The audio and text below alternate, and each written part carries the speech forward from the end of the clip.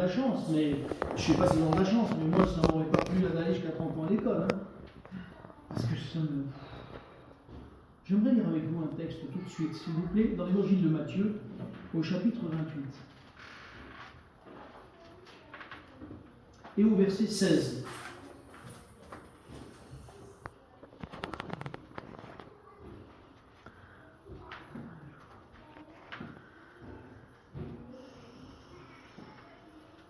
L'évangile de Matthieu, chapitre 28, verset 16. C'est écrit là-haut. Oui, parce que ma soeur est là. Matthieu est là, en bleu. Le vert, c'est l'Ancien Testament, le bleu, c'est le Nouveau Testament. Non, 28. Il faut que tu saches que le vert, c'est l'Ancien et le bleu, c'est le Nouveau. Déjà, ça t'oriente. Je m'en suis aperçu hier, mais je me rappelle plus. D'accord. Au verset 16, Matthieu 28, 16, il est écrit ceci. Les 11 disciples allèrent en Galilée sur la montagne que Jésus leur avait désignée. Quand ils le virent, ils l'adorèrent, mais quelques-uns eurent des doutes. Jésus s'étant approché, leur parla ainsi, tout pouvoir m'a été donné dans le ciel et sur la terre. Allez, faites de toutes les nations des disciples, les baptisant au nom du Père, du Fils et du Saint-Esprit, et enseignez-leur à observer tout ce que je vous ai prescrit. Et voici, je suis avec vous tous les jours, jusqu'à la fin du monde. Amen. Amen.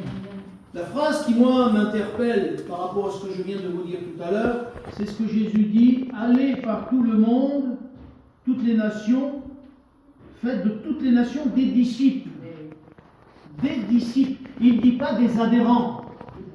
Vous êtes des adhérents de l'Église évangélique, c'est ça? Mais le Seigneur veut que vous soyez des disciples. Amen. Et un disciple, c'est un élève. Alors, il y a des choses à savoir en tant qu'élève. Parce qu'en tant qu'élève, eh bien, vous retournez à l'école. Et à l'école, vous savez qu'on était là pour apprendre. On était là pour qu'on nous enseigne des choses. D'ailleurs, vous prenez aujourd'hui n'importe quel sport, un peu de compétition ou autre, il y a une école une école de judo, une école de karaté, une école d'escrime, une école de tennis, une école... C'est tout pour qu'il y ait un enseignement. Et cet enseignement, justement, va nous servir à nous. Mais pour que cet enseignement puisse rester dans nos cœurs et dans nos vies, il y a des règles à connaître, des choses à savoir, à condition que nous puissions vraiment les retenir, ces choses. Non seulement les retenir, ça va nous aider à aller plus loin avec le Seigneur. Parce que, avec le Seigneur, pour être cancre, il faut vraiment forcer, quoi. Parce que vous vous rendez compte, celui qui va nous enseigner, c'est Dieu lui-même. Amen. Celui qui va nous apprendre à marcher avec lui, c'est Dieu lui-même. Il n'envoie pas quelqu'un. Il envoie. Vous croyez que c'est moi quelque part? J'aimerais vous dire que si ce n'est pas le Saint-Esprit qui vient m'aider, moi je ne peux pas. Et ce que je vais vous dire, ce n'est pas seulement de ma sagesse ou de ce que je... Non, c'est parce qu'il a fallu que je me tienne devant le Seigneur pour savoir, Seigneur, quelle est ta pensée. Et le Seigneur veut nous enseigner au travers des serviteurs, comme il est écrit dans la parole. Éphésiens 4. Mais il veut aussi nous enseigner au travers de sa parole. Et c'est pour cela qu'on a besoin de la connaître, cette parole. Parce que si on ne connaît pas cette parole, comment on va pouvoir vraiment être fort en nous? C'est cette parole qui nous nourrit spirituellement. C'est cette parole qui va nous donner la foi. C'est cette parole qui va nous aider à tenir ferme dans les moments difficiles, et on va y revenir. Je crois que nous devons être conscients que tout au long de notre vie, écoutez bien ce que je dis, tout au long de notre vie, nous serons des élèves au pied du Seigneur. Amen. Et là, vous savez, il n'y a pas ni jeune, ni vieux, ni instruit, ni pas instruit. Même les gens qui se croient des instruits, on va y revenir tout à l'heure, mais même les gens qui se croient des instruits, on se rend compte que devant la sagesse, ne serait-ce que de la parole de Dieu, Plus on lit la parole, plus on fouille et plus on découvre. Plus on découvre qu'on est petit et que notre intelligence, qu'est-ce qu'elle est petite par rapport à ce que Dieu a voulu nous communiquer, mes frères et sœurs. Et c'est pour cela que nous serons toute notre vie des disciples pour apprendre à marcher avec le Seigneur. Comme je le disais, tout au long de notre vie, nous serons à l'école de Dieu. J'aimerais lire avec vous, s'il vous plaît, un texte dans Philippiens.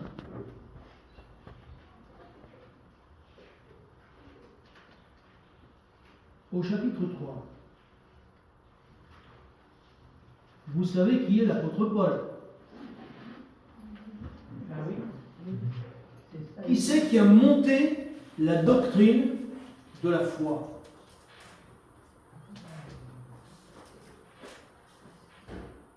Qui c'est qui a décrit la doctrine de la foi? C'est l'apôtre Paul. C'est lui, toutes ces épîtres qui sont là.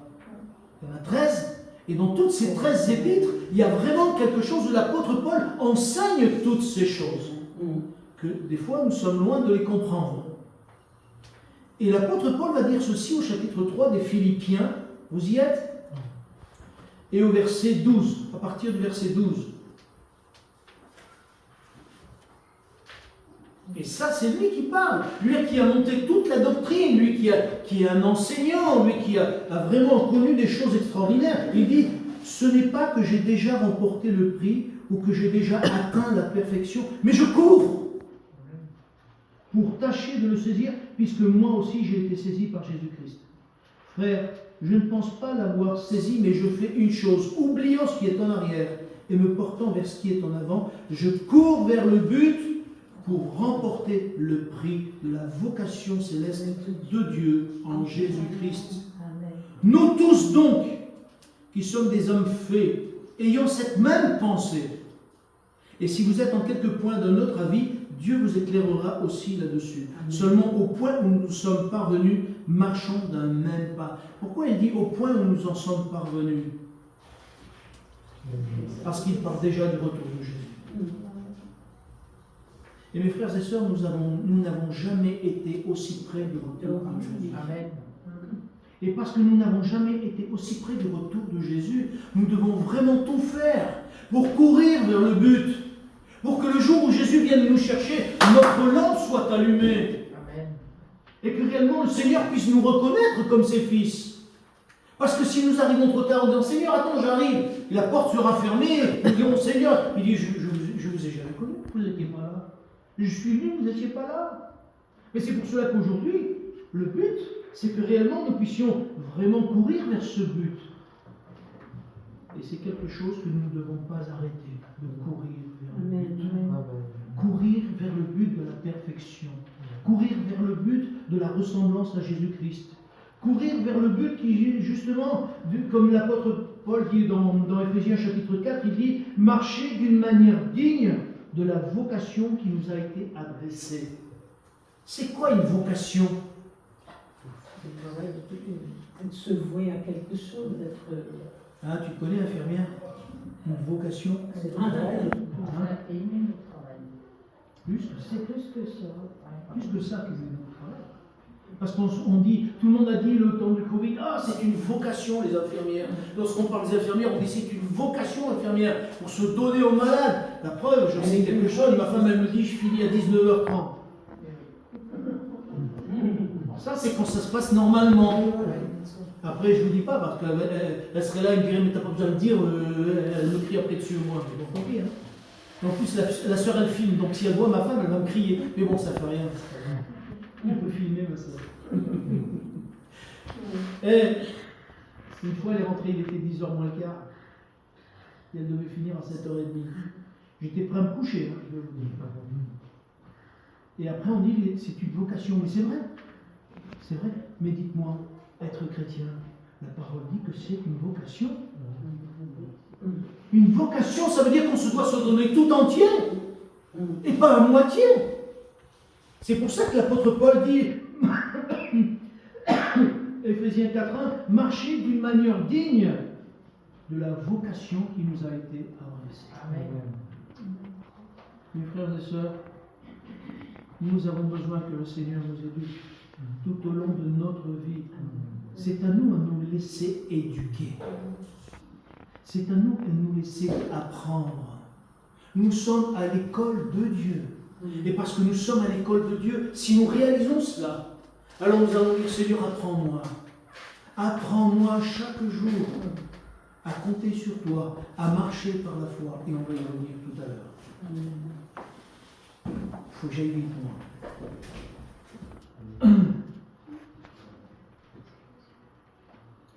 Le problème dans l'école, vous savez, à l'école, quand on est petit, on n'a pas trop d'instructions.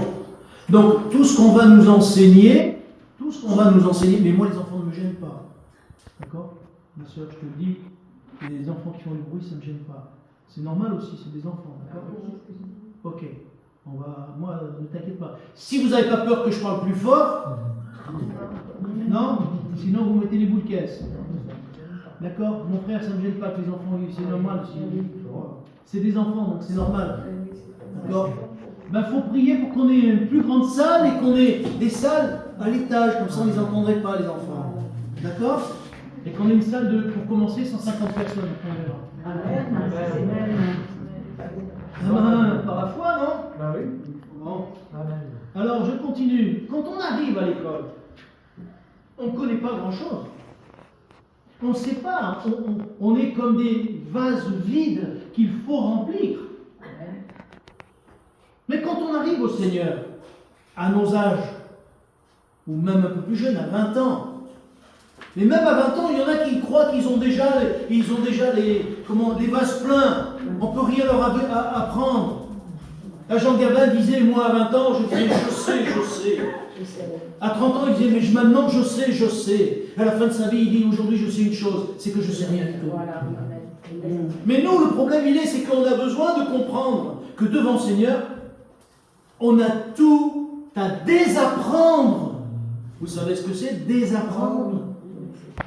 Nous avons besoin de désapprendre parce que nous avons derrière nous un vécu, certaines fois un vécu de religion qui fait que ça nous gâche notre vie spirituelle. Moi j'ai vu qu'il y a des chrétiens encore qui sont restés avec des trucs du catholicisme. Moi j'ai été surpris des fois, je ne comprenais pas.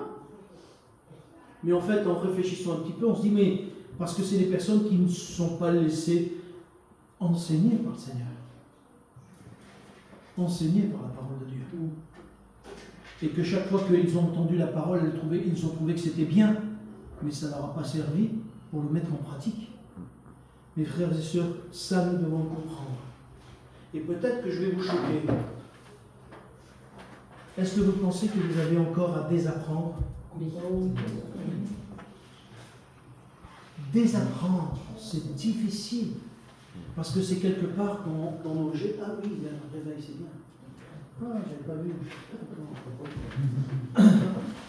Il y a un réveil là. J'essayais de voir ma montre chaque fois, mais je n'avais pas vu qu'il y avait un réveil. Donc ça me soulage. Ça me soulage, oui. Donc comme je disais, on a vraiment besoin de désapprendre par rapport à notre culture. Moi, quand j'entends des frères et sœurs, excusez-moi, je vais vous choquer, qui sont dans leur culture encore. Ils disent oui, non mais je crois au Seigneur, j'ai la foi, mais ma culture, je m'excuse, dans le ciel, quelle culture tu vas avoir? Dans le ciel, il n'y a plus de culture. Alors je suis d'origine espagnole, je suis français et je suis né en Algérie. Quelle culture je vais avoir? Ah ben non, ma soeur, avant tout, je suis chrétien. Amen. Moi, j'ai la culture chrétienne et je veux la garder. Mes cultures, c'est celle du passé. Moi, je veux que le Seigneur me sorte de ma culture, de ce que je suis, pour que justement, il me donne cette vie nouvelle. Cette vie en Jésus-Christ. Ressembler à Jésus. Ce qui va faire qu'on va être obligé de sortir de notre culture. J'aimerais lire avec vous, s'il vous plaît, dans l'évangile de Matthieu. L'évangile de Matthieu, c'est vraiment un évangile que plus ça va et plus j'aime cet évangile. Au chapitre 5,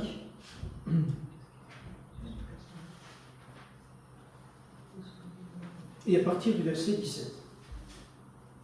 Je crois que je ne pourrai pas aller jusqu'au bout, mes frères et sœurs, mais plus qu'on peut. Au chapitre 5 et verset 17, il est écrit, vous y êtes ? Ne croyez pas que je sois venu pour abolir la loi ou les prophètes. Je suis venu non pour abolir, mais pour accomplir. Car je vous le dis en vérité, tant que le ciel et la terre ne passeront point, il ne disparaîtra pas de la loi un seul iota ou un seul trait de lettre, jusqu'à ce que tout soit arrivé. Celui donc qui supprime l'un de ses plus petits commandements et qui enseignera aux hommes à faire de même sera appelé le plus petit dans le royaume des cieux. Mais celui qui les observera et qui enseignera à les observer, celui-là sera appelé grand dans le royaume des cieux. Et écoutez ce verset 20. Car, je vous le dis, si votre justice ne surpasse celle des scribes et des pharisiens, vous n'entrerez point dans le royaume des cieux. Pourquoi Jésus dit ça? Parce que les Juifs étaient habitués à la culture des pharisiens. Et ils obéissaient à ce que tous les pharisiens disaient. C'était des hommes de la loi. Des hommes de la loi de Dieu. Donc ils étaient obligés, ils disaient pour eux, la loi des pharisiens c'est la bonne, il faut la suivre. Et Jésus disait, mais si, je reprends, si votre justice ne surpasse celle des scribes et des pharisiens, vous n'entrerez point dans le royaume des cieux. Pourquoi? Parce que les pharisiens ne se remettaient pas en question. Les pharisiens ne se disaient pas en eux-mêmes, mais qu'est-ce que j'ai à désapprendre? J'écoute Jésus, ça me touche. Il faut que je désapprenne pour apprendre ce que Jésus me dit.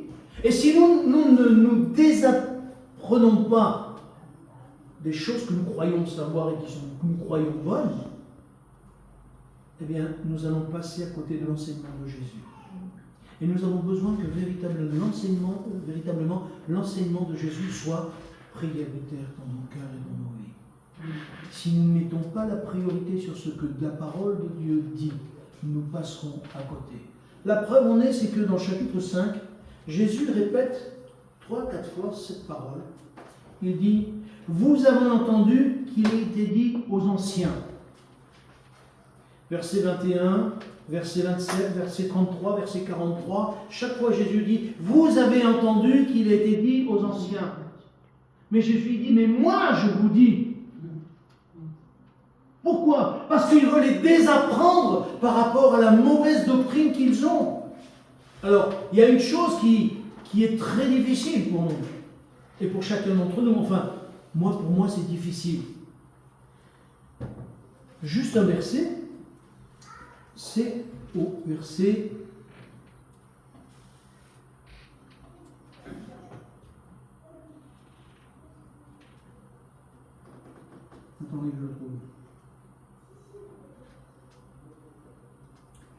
38.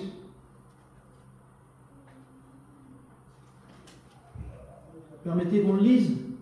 Il est dit, vous avez appris qu'il a été dit œil pour œil et dent pour dent. Mais moi je vous dis de ne pas résister aux méchants. Si quelqu'un te frappe sur la joue droite, présente-lui aussi l'autre. Qu'est-ce qu'on dit nous? Si tu me touches, tu auras le double. Ça, c'est pas l'enseignement de Jésus. Non. Jésus dit, si on te frappe, tu t'en l'autre. Je me dis, c'est fou. Monsieur Pomato, ceux qui l'ont connu, non, vous ne l'avez pas connu, c'est à Vienne, toi, Lisette, tu l'as connu. Monsieur Pomato disait, le Seigneur Jésus a dit qu'on prend de l'autre joue. Mais après la deuxième joue, il n'a pas dit ce qu'il fallait faire. Ah, d'accord. Ça, c'est pas de Jésus non plus. Non. C'est de Monsieur Pomato. Qui est, je crois, auprès du Seigneur, parce que c'est un bon frère.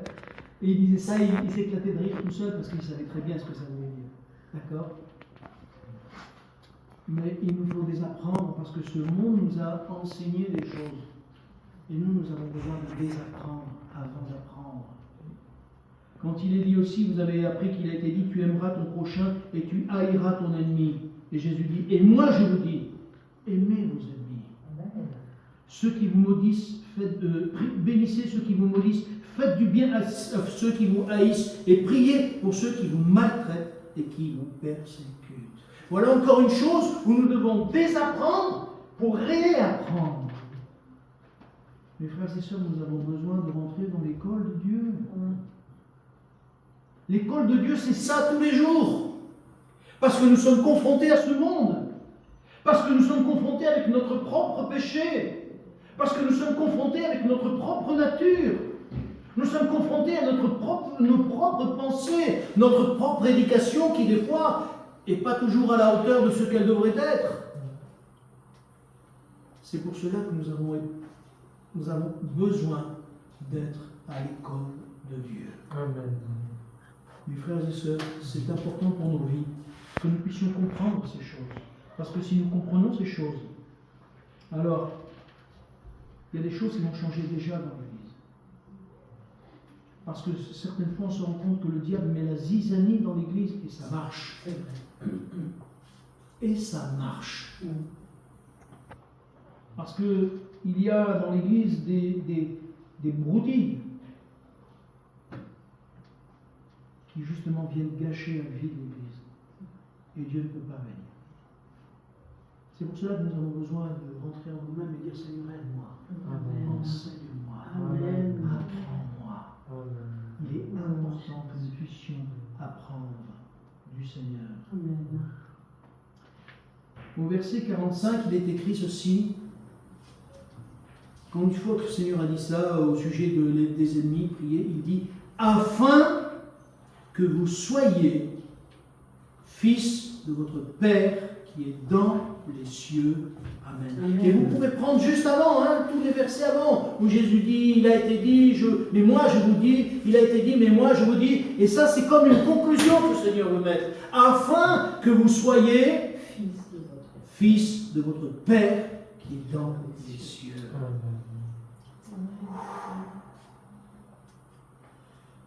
Les frères et sœurs, charnellement, c'est impossible. Humainement, c'est impossible. Parce qu'on est tous de la même nature, excusez-moi, avec notre péché. Mais avec Dieu, tout est possible. Amen. Amen. À condition qu'on soit entre ses mains et que le Seigneur, je l'apprends. Un enfant qui viendrait à l'école, qui dit non, moi je ne veux pas apprendre, je m'en vais. Il partirait. Et Dieu ne le forcerait pas, ne le retiendrait pas. Il essaierait de le retenir, mais il ne le retiendrait pas de force. Mais ce que le Seigneur veut, c'est que nous puissions dire Seigneur, viens, apprends-moi, change-moi, vide mon cœur, que tu le remplisses de ta présence.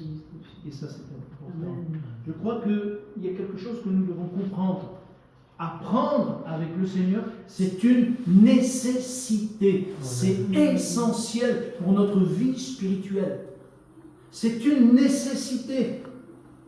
Parce que si nous ne faisons pas, ça devient une nécessité. Nous n'allons pas plaire à Dieu.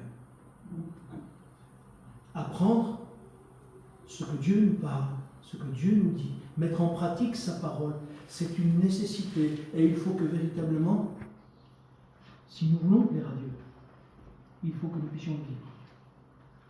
Nous puissions dire au Seigneur, oui, j'ai besoin de toi. C'est une nécessité. Est-ce que nous voulons ressembler à Christ? Oui, amen. Sinon, il ne faut pas s'appeler chrétien. Parce que chrétien, ça veut dire petit Christ.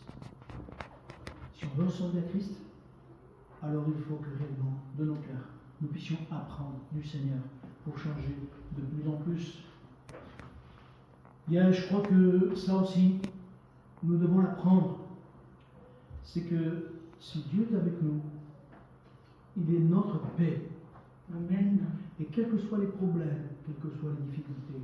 Je ne sais pas si vous vous rappelez de ce texte, je ne sais pas si je l'ai écrit, mais il me vient à l'esprit, c'est dans Éphésiens, je crois. Bon, depuis que je le retrouve là.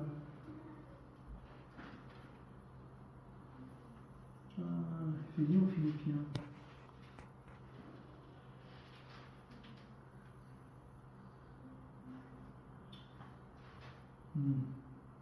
Oui, voilà.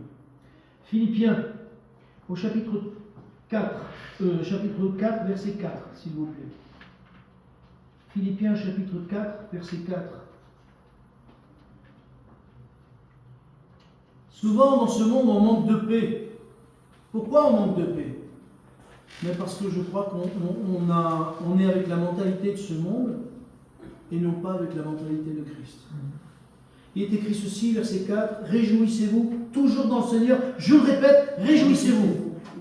On pourrait dire, Seigneur, réjouissez-vous toujours dans le Seigneur, je le répète, réjouissez-vous. C'est pas possible de toujours être dans la joie, c'est pas possible. Oui, mais ça c'est maintenant pendant. Ça c'est la manière des hommes. Et il dit ceci, que votre douceur soit connue de tous les hommes. Le Seigneur est proche. Ne vous inquiétez de rien, mais en toute chose faites connaître vos besoins à Dieu par des prières et des supplications, avec des actions de grâce. Et écoutez bien le verset 7. Et la paix de Dieu qui surpasse toute intelligence gardera vos cœurs et vos pensées en Jésus-Christ. Ça, dites-moi, si le Seigneur ne nous apprend pas à le faire, on vivra dans ce monde constamment tourmenté. Que ce soit à cause du travail, que ce soit à cause de ceci, à cause de cela, on ne sera jamais en paix parce que le diable fera tout pour nous déstabiliser, pour nous détruire les uns les autres, pour faire que réellement nous ne puissions pas avancer avec le Seigneur, pour nous décourager dans notre foi à cause de nos enfants, de nos petits-enfants, de tout ce que vous voulez. Mais la paix de Dieu, ça peut vraiment être notre bien de tous les jours. Je me rappelle ce frère que vous avez peut-être connu, Regenbach, ça vous parle? Oui. Ce frère disait, un jour il était venu à la maison, il avait fait une mission à Vienne, il était venu à la maison, il disait qu'il avait perdu son fils. Son fils s'était suicidé. Et en fait, il avait cette peine dans le cœur. Et Dieu lui a parlé. Et Dieu lui a parlé au point qu'il avait la paix. Et on disait, votre frère, il dit, non, mais j'ai la paix. Je sais que Dieu, il sait toutes choses, il connaît toutes choses. Moi, j'ai la paix de Dieu. Amen. Et vous savez, quand Dieu nous donne la paix, c'est à nous à ne pas la perdre. Parce que c'est nous souvent qui le perdons. Parce que le diable vient nous mettre le doute dans le cœur. Et au lieu de nous rejeter ce doute, on le laisse dans notre esprit. Vous savez, la moulinette qu'on a dans la tête. Vous savez, le petit vélo que certains appellent. Eh bien, ce petit vélo-là, il faut le mettre dehors. Vous ferez du vélo à la maison, pas dans la tête. Afin que la paix de Dieu demeure dans le cœur. Et je crois que mes frères et sœurs, ça, il faut vraiment, et nous pouvons le vivre.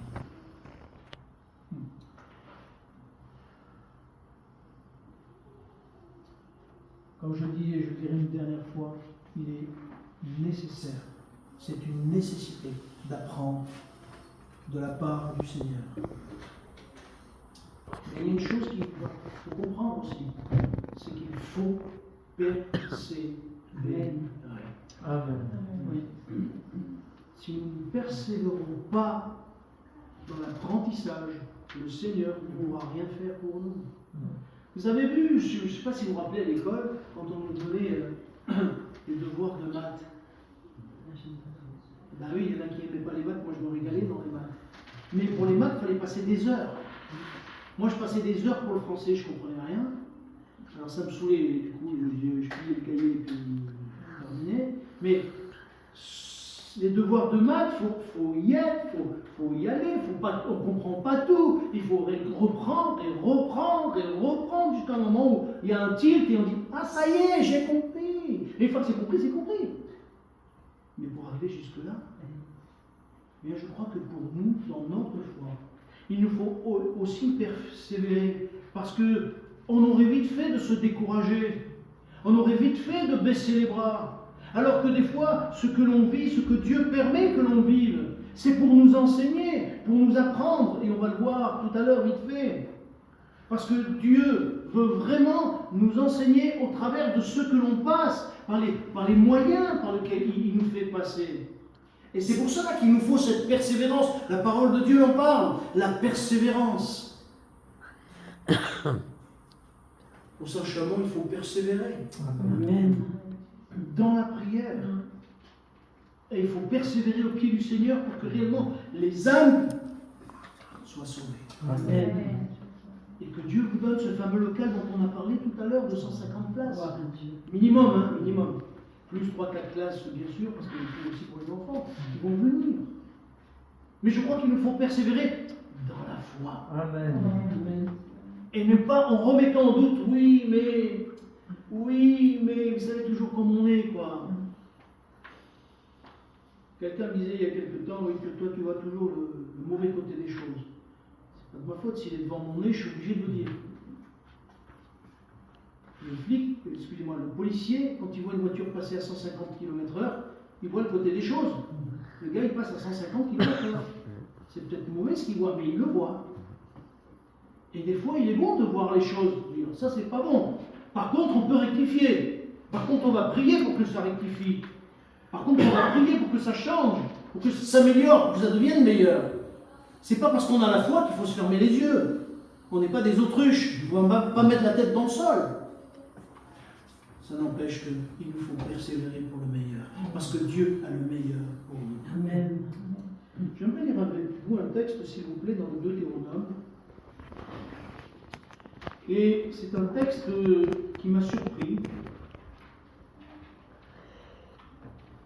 Et pourtant, ça ne devrait pas nous surprendre, parce que c'est un texte de la parole de Dieu, et on se rend compte que la parole de Dieu, elle est de tout temps aussi vivante. Le Deutéronome, chapitre 8, s'il vous plaît. Dieu parle à Israël, mais quand je l'ai lu, j'avais l'impression qu'il me parlait à moi. Chapitre 8, et à partir du verset 2. Deutéronome 8, 2. Il est écrit « Souviens-toi de tout le chemin que l'Éternel ton Dieu t'a fait faire pendant ces 40 années dans le désert. » Écoutez bien, afin de t'humilier et de t'éprouver pour savoir quelle était la disposition de ton cœur et si tu garderais ou non ses commandements. Écoutez bien le reste. Il t'a humilié, il t'a fait souffrir de la faim et il t'a nourri de la manne que tu ne connaissais pas et que n'avaient pas connu tes pères, afin de t'apprendre que l'homme ne vit pas de pain seulement, mais que l'homme vit de tout ce qui sort de la bouche de l'Éternel. Amen. Est-ce que c'est pas parlant ce verset? Pour moi, c'est très parlant. Quand Dieu nous permet de vivre des moments difficiles, quand Dieu nous permet de vivre dans des déserts, c'est afin que nous puissions apprendre Amen. à compter sur lui, non pas sur nos forces, afin que nous puissions apprendre. Parce que Dieu, au-delà de cela, nous éprouve savoir si notre cœur est toujours attaché à lui, avant tout. Est-ce que nous sommes attachés à Christ? Avant tout. Là, moi j'espérais un amen extraordinaire, mais non, ça n'y est pas. Amen. Est-ce que nos cœurs sont attachés à Christ? Amen. Mes frères, nous avons besoin de savoir si nous sommes encore attachés à Christ, malgré tout ce qui arrive autour de nous, malgré toutes les inquiétudes qu'on pourrait avoir pour nous, nos enfants, nos petits-enfants et tout le reste. Mais comme nous l'avons lu, parce qu'il y a deux choses qui, moi, m'interpellent, c'est justement quand le Seigneur dit afin de t'humilier et de t'éprouver pour savoir quelle était la disposition de ton cœur et si tu garderais ou non ses commandements. Et la deuxième chose, il t'a humilié, il t'a fait souffrir de la faim et il t'a nourri de la manne que tu ne connaissais pas, afin de t'apprendre que l'homme ne vit pas de pain seulement, de toute ta parole. Ça vous rappelle rien cette parole-là? C'est quoi cette parole? Non, non. C'est Jésus dans le désert qui répond à Satan. Exactement. L'homme ne vivra pas de pain seulement, mais de toute parole qui sortira de la bouche de Dieu. Et le diable, il ne peut rien dire à ça. C'est une parole qui est écrite. Frères et sœurs, apprenons à vivre selon la parole. On ne va pas le lire parce que nous n'aurions pas le temps, donc je vais aller vite sur ce point-là. C'est-à-dire que dans l'évangile de Jean, chapitre 15, Jésus parle du cep et des sarments. Vous vous rappelez de ce passage? Et Jésus dit, je suis le cep et vous êtes les sarments. Vous savez ce qui se passe dans les vignes souvent, et à une certaine période, les vendangeurs doivent passer pour couper. Vous savez ce que c'est des gourmands? Oui, ce sont des petits oiseaux. sur le cep, Voilà. sur le serment. Et oui, voilà. Il y a des petites branches qui poussent avec des feuilles. Et les vignerons passent et ils coupent. Oui, parce que ça. Pourquoi? Ça va pour solidifier le. Oui, parce qu'en fait, ces sarments, ils prennent la force Oui. du sarment. Ces petits gourmands qu'on appelle, ils prennent la force du sarment. Et le sarment a moins de force. Oui, c'est lui qui donne la voix. Et en réfléchissant à cela, je me suis dit, mais Seigneur, nous sommes pleins de gourmands, nous aussi. Alors, je ne parle pas de ceux qui aiment le chocolat. Vous savez, pour Noël, qui se tapent la boîte entière de chocolat qui n'en laisse à personne. Je ne parle pas de cela. Je parle de ces gourmands-là qui sont dans la vie chrétienne et qui justement, nous empêchent de vivre notre foi comme il faut. Et d'après vous, c'est quoi ces gourmands que je suis en train de vous citer? Toutes les interventions. Tous les soucis, tous les qui nous On envahissent. ne fait pas correctement. Notre arrière-plan. Ça comprend quoi, notre arrière-plan? C'est bien ça de dire l'arrière-plan. Bah, c'est notre éducation antérieure. Moi, je dirais que c'est plus nos sentiments. Orgueil, vanité, suffisance, qu'est-ce qu'il y a encore? Égoïsme, colère. Prenez Galates 5, 19, prenez 2 Timothée, chapitre 3, verset, dans les derniers temps, les gens seront orgueilleux, fanfarons, amis de l'argent, et c'est tout ça les gourmands. Mais nous sommes aussi des fois envahis par cette mentalité du monde. Et ça, c'est des gourmands qui nous mangent l'intérieur. Et la sève qui est en nous, c'est-à-dire l'amour de Christ, n'a plus de place. À un moment donné, l'amour de Christ, il ne peut plus prendre sa place. Parce que tout cela, ça nous mange au-delà. Et ça nous fait du mal. Et non seulement ça nous fait du mal à nous, mais au travers de ça, on fait du mal à l'Église. Mes frères et sœurs, quand le Seigneur parle d'humilité, quand le Seigneur parle dans Deutéronome, comme nous l'avons lu, d'être humilié, ne soyons pas étonnés si des fois le Seigneur secoue notre prunier pour qu'on apprenne à être humilié et à rester humble. Amen. Parce que tout est grâce. Rien ne vient de nous. On ne peut faire que ce que Dieu permet qu'on nous fasse. Et je crois que si on sait se tenir au pied du Seigneur, il sait nous placer là où on doit être pour le servir.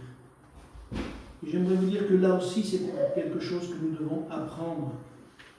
Apprendre à nous tenir à la place où Dieu nous veut. Et vous savez, ce n'est pas toujours facile. Parce qu'on ne sait pas où Dieu nous veut. Parce qu'on voudrait faire des choses pour Dieu. Mais qui mieux que Dieu pour nous placer là où il faut? Qui mieux que Dieu? Moïse, quand il a voulu prendre les choses en main, il s'est tapé 40 ans de désert. Seigneur, aide-nous, on ne peut avoir 40 ans de désert, ni même 2 ans ou 3 ans de désert. Hein. Dans un des petits prophètes, je ne sais pas si c'est pas Habakkuk, Dieu dit, je veux t'humilier pour ne plus avoir à t'humilier. Waouh! Quand j'ai lu la première fois ce verset, j'ai dit, Seigneur, tu veux nous humilier pour ne plus avoir à nous humilier. Pourquoi? Parce que je me suis posé la question, pourquoi? Parce qu'on a vite fait de prendre l'orgueil et que le Seigneur veut nous humilier pour qu'on reste humble toute notre vie. Et qu'on dépende encore une fois de lui. Et ça, vous savez, on a besoin d'apprendre à dépendre de lui. Vous me donnez 5 minutes? Oui.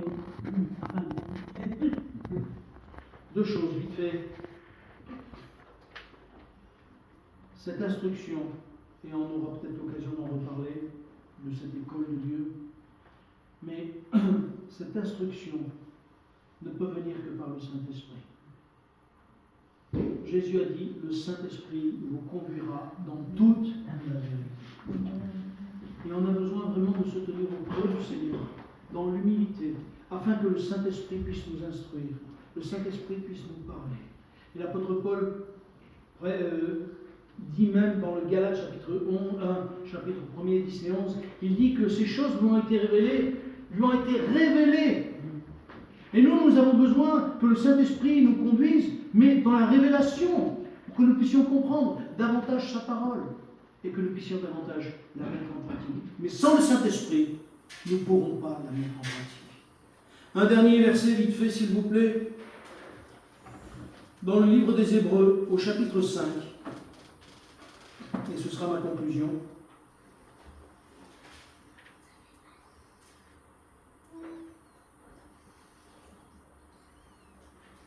Livre des Hébreux, chapitre 5, verset 7.